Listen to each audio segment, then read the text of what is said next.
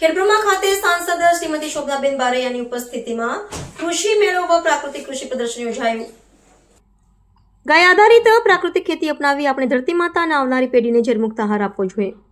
સાંસદ શ્રીમતી શોભનાબેન બારૈયા સાબરકાંઠા જિલ્લાના ખેડબ્રહ્મા સ્થિત ખેડૂત તાલીમ કેન્દ્ર ખાતે કૃષિલક્ષી કૌશલ્ય વિકાસ તાલીમ કાર્યક્રમ યોજનાને ગુજરાત પ્રાકૃતિક કૃષિ વિકાસ બોર્ડ તેમજ જિલ્લા વહીવટીતંત્રના સંયુક્ત ક્રમે કૃષિ મેળો વ પ્રાકૃતિક કૃષિ પ્રદર્શન લોકસભા સાંસદ શ્રીમતી શોભનાબેન બારૈયાની અધ્યક્ષતામાં તેમજ રાજ્યસભા સાંસદ શ્રીમતી રમીલાબેન બારાની ઉપસ્થિતિમાં યોજાયું હતું। કાર્યક્રમ દરમિયાન લોકસભા સાંસદ શ્રીમતી શોભનાબેન બારૈયાએ જણાવ્યું હતું કે રાસાયણિક ખેતીને કારણે જમીન અને સ્વાસ્થ્ય પર થતી નુકસાનકારક અસરો અટકાવવા પ્રાકૃતિક ખેતી જ શ્રેષ્ઠ વિકલ્પ છે।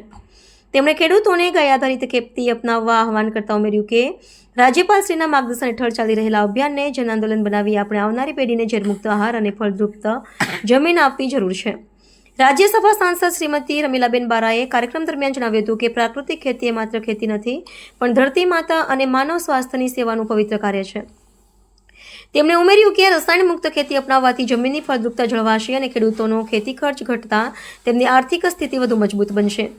સાબરકાંઠામાં પ્રાકૃતિક ખેતીના વ્યાપ માટે ખેડૂત તાલીમ કેન્દ્ર ખેડબ્રહ્મા દ્વારા છેલ્લા 10 વર્ષમાં 600 તાલીમ વર્ગનો 8 કૃષિ મેળા યોજવામાં આવ્યા છે। વર્ષ 2021 થી 2024 દરમિયાન 1.60 લાખથી વધુ ખેડૂતોને માર્ગદર્શન અપાયું, જેમાંથી 27,445 ખેડૂતોએ 4,012 એકર વિસ્તારમાં પ્રાકૃતિક ખેતી અપનાવી છે।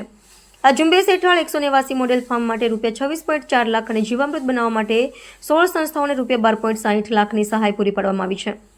હાલમાં જિલ્લામાં 800થી વધુ ખેડૂતો ધરાવતા 2 એપીઓ અને ઉત્પાદનોના વેચાણ માટે કુલ 140 પ્રાકૃતિક કૃષિ ખેત પેદાશ વેચાણ કેન્દ્રો કાર્યરત છે।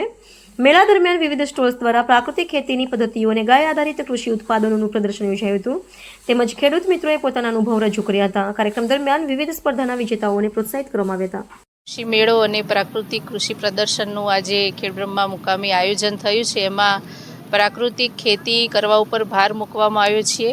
મહામહિમ રાજ્યપાલ શ્રી પણ આના ઉપર વધારે ભાર મૂકીને લોકોને જાગૃત કરી રહ્યા છે। વડાપ્રધાન નરેન્દ્રભાઈ મોદી સાહેબ પણ આ વિશે પ્રાકૃતિક ખેતી અપનાવવા માટે લોકોને ખેડૂતોને આહવાન કરી રહ્યા છે। ત્યારે આવા શિબિરો યોજાઈને ખેડૂતો સારી સંખ્યામાં ઉપસ્થિત રહી એનો લાભ લે છે। લાભાર્થીઓ પણ એમના વિચારો અહીંયા રજૂ કરીને એમણે જે ઉત્પાદન મેળવ્યું છે અને પ્રાકૃતિક આધારિત ખેતી કરે છે, ગાય આધારિત ખેતી કરે છે, તો એનાથી એમને મળતા લાભોના વિશે જ્યારે બધાને જણાવે છે ત્યારે બધા એ જાણી અને એમને પણ એમની ખેતીમાં પ્રાકૃતિક રીતે ખેતી કરે અને પોતાનું સ્વાસ્થ્ય બચાવે એવું આ એક સુંદર કાર્યક્રમનું આયોજન કરવામાં આવ્યું હતું। તેમાં રાજ્યસભાના સાંસદશ્રી અને સૌ અમારા સંગઠનના પદાધિકારીઓ અને ખેતી વિભાગના અધિકારીઓએ હાજર રહી અને આ કાર્યક્રમ આપ્યો હતો।